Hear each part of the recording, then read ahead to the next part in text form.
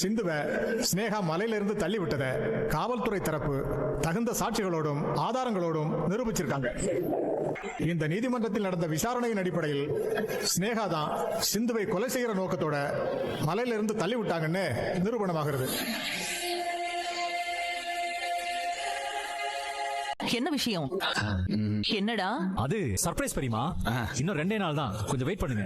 2 நாள் வெயிட் பண்ணணுமா? ஆமாமா, ஒரு 2 நாள் தான், பொறுமையா இரு, உனக்கே தெரியும். டேய், பிறந்த நாள் தானே கொண்டாட பிளான் பண்ணிக்கிட்டு இருக்கீங்க 2 பேரும்.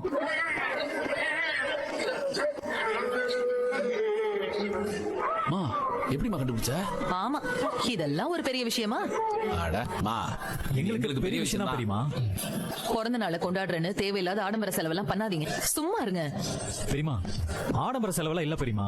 அது கோவில் எல்லாருக்கும் அன்னதானம் போட போறோம், கஷ்டப்படுற எல்லாருக்கும் புடவை வேஷ்டி சட்டை கொடுக்க போறோம், அவ்வளவுதான்.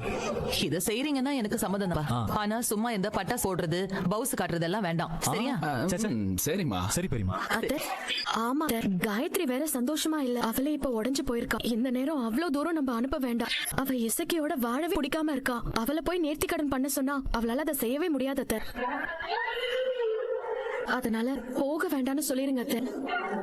சரிம்மா.